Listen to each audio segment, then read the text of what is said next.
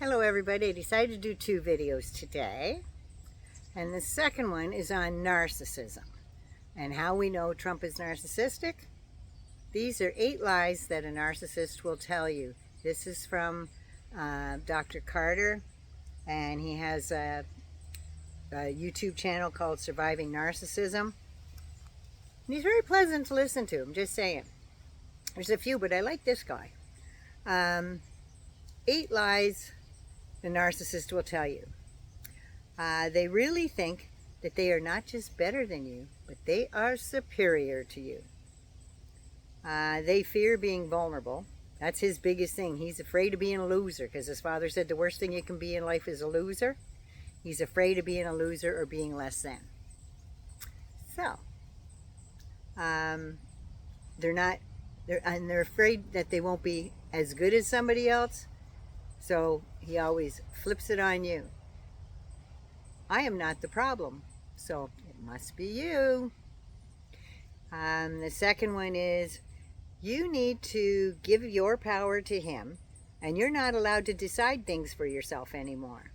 Therefore, he gets to be the big man on campus, and if he hears your opinion and he likes it, he will tell everybody else that was his idea. That was my idea. They don't know what they're talking about. I don't know that person. They're a coffee boy. Or right down to, well, this is what I used to say this all the time, is be reasonable. Do it my way. I used to tell that to my kids all the time. What's the next one here? Oh, you're nothing without me, right? You would have never gotten that job if it wasn't for me. You know, nothing would have happened to you if you just had to listen to me. You never do what you're told. I always tell you what to do, but you never do it. So everything that happens is your fault. Trump said he's the best golfer and won 2 golf championships, and not senior clubhouse championships. No. But over the weekend he was telling that while one of the championships was going on, he was in another state, so he couldn't have possibly golfed in that tournament. But he called after he was done his round, wherever the hell he was, and he called and he said, who won the championship? And they told him, and he said, what did he golf? He said, oh, golf 72. He goes, well, I golfed 71. Put my name up there. So after the trophies were given out and everything else, they took Buddy's name off it, just slid it out there and slid his in. Because he's superior. He's better than the other guy. Because he probably cheated to get to 71, I'm just saying. And then the fourth one is, he expects people to kowtow and talk him up as the best thing that ever came down the pike. And when they're not doing it, he'll do it for himself. He hires people to prop him up. You know, like Alina Habba. She's his little pit bull. She's the carnival barker after every circus. She's out there saying, oh, this is rigged, that's rigged. They don't know how important Donald Trump is and blah, blah, blah. He's a rich man. He's worth all. No, he's not. But they're out there barking it, and they serve that shit like it's dessert. And they put whipped cream on it and eat it. His daughter, my father-in-law is the best president that there ever was. He's the best dad. You keep filling his ego, maybe he'll keep you around. Just saying. He thinks the world owes him. Isn't that true? He will do something for someone and then slap them in the face with it. I gave you the best tax cuts ever. Now you give me $1 billion and I'll cut your regulations. You made all that money because of me. So now you give me money. Yeah, that's how that works. Number 6, it's basically fuck your feelings. They're not important to me. That's what he says. Try explaining your point of view on anything, and he will cut you off at the pass. You won't get another word in edgewise. There will be a full stop, and he will simply say, that would never work. I know more than you. I've been in this job a long time. That would never work. But I tried that before. My way's better. It works. Trust me. Believe me when I say this. Yeah. Heard that about 1,000 times in the last couple weeks? Number 7, it's never their fault. And that's the same for everything that's ever, anything. Most people say, oh shit, I'm sorry, I didn't mean to do that. Or, oh man, I should have thought that through. No, that never happens with them. It's never their fault. And they look high and low. Usually the person right next to them is the lackey that has to get the fall. It's sometimes, it's always someone else's fault. And, well, what do you mean it went wrong? What did you do to screw that up? That was my perfect plan. How did you screw that up? Why did you do that? That was my plan, and you screwed it up. This is all because you're incompetent. You can't do this work. You're too incompetent. That's what he calls everybody else except him. And number 8, they think that they are the hero. But actually, they play the victim. The election was rigged. If I lose, you know it's going to be rigged. Or that judge is conflicted. Because his daughter works in in a different organization, who's an adult and can work wherever the hell she likes. Whereas his daughter is running the RNC, but that's not rigged because she took funding away from all the black and brown constituency offices and moved them or closed them down and left them out of work. That's not rigging anything, is it? No. See, it's everybody else's fault, but never his. And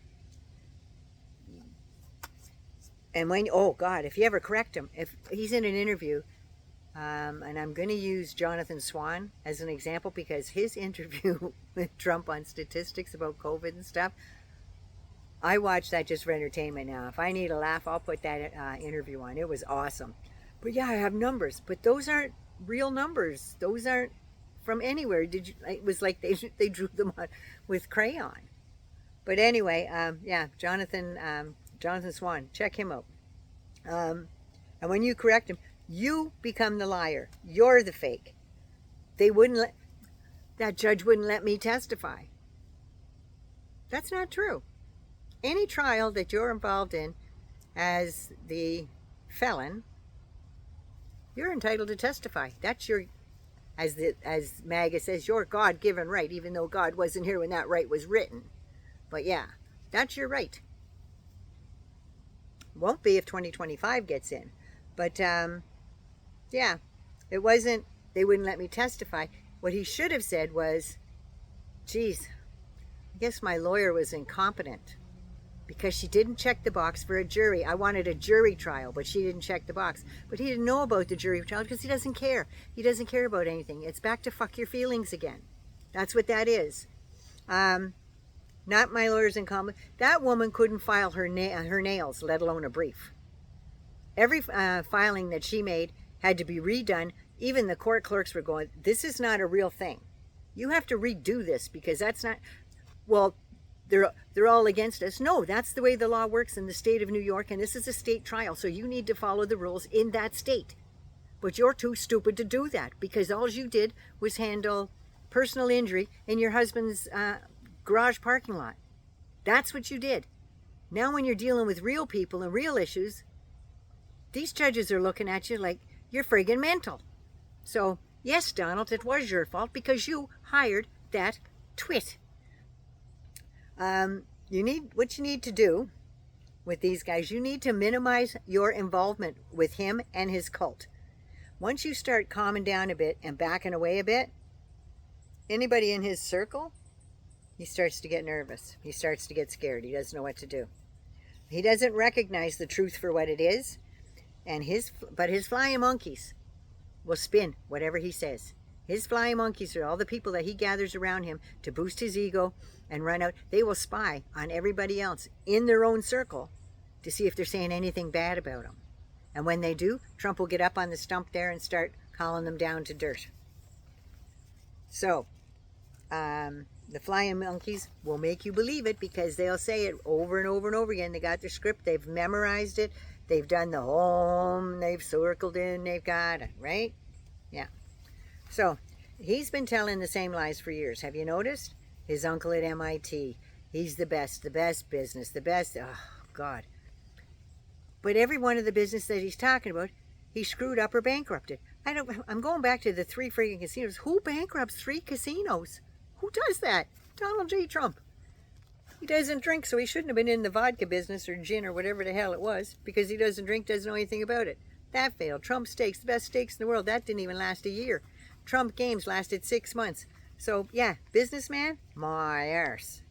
And to make sure he stays relevant, his toadies will go to any length to make sure his agenda is yours.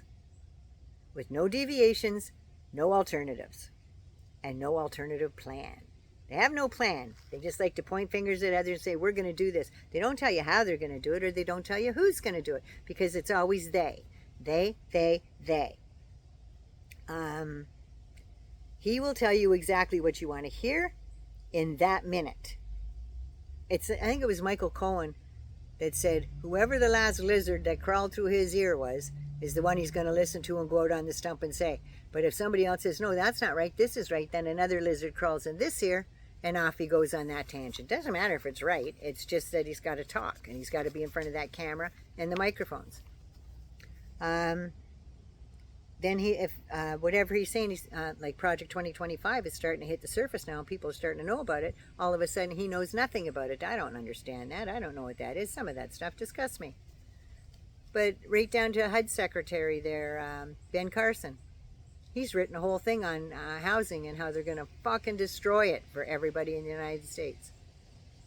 Low-income housing, well, probably low-income tenting is what it's going to be under him, because he's an idiot.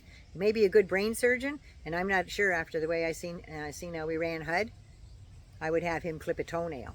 Just saying. He needs to be in control of everything. He said he doesn't know anything, but his signature's on everything, because he's looked at every friggin' piece of paper, every single thing, and he has no empathy. He couldn't put himself in somebody else's shoes if Cinderella herself showed up and put them on for him. He could not fill anybody else's shoes. He has no empathy whatsoever, and he don't, because he doesn't, it's back to fuck your feelings. He doesn't give a shit about you. He doesn't. He needs to be in control, and he will exploit everyone and everything in his path, because he feels entitled to have everything. You ever see him walk on stage? He practices that for hours before he goes out on stage. He gets out there and he does the shoulder thing, and the chin thing, like Mussolini used to. He stands out there on stage and that weird grinny, whatever the hell that is. But yeah, he does that with his ass lips. Yeah. So that's what he does. And he never takes responsibility for everything. Remember COVID? Somebody says, do you feel responsible for all the people's lives and how many cases we've had? Oh no, I don't feel responsible for that at all. We did a good job. Even though the numbers are staring him in the face, and all the people that were standing behind him told him what was going on. Oh no, I don't take responsibility for that. It's their fault. It's always someone else's fault, and everyone's out to get him. You know, nobody gives a shit about him. In fact, people are trying to get him off stages everywhere. His crowds are dwindling everywhere. People are going to see the goddamn circus and throw peanuts at him. That's what it turns out to. That's all it is. And then when you've got the president of the Heritage Society, Heritage Federation, saying shit like Heritage Foundation rather, saying shit like, yep, we are in the middle of our second revolution. And as long as the lefts don't cause any problem, it'll be bloodless. Yeah, so that's what you got to look forward to. So that's narcissism. It's never his fault. He can't put himself in your shoes. And fuck your feelings. 99 loves you. Be good, be safe. Take care of you first. One more little scout for the bears. No. I love y'all. You asked for it. You got it. I love you. Take care. Have a good day.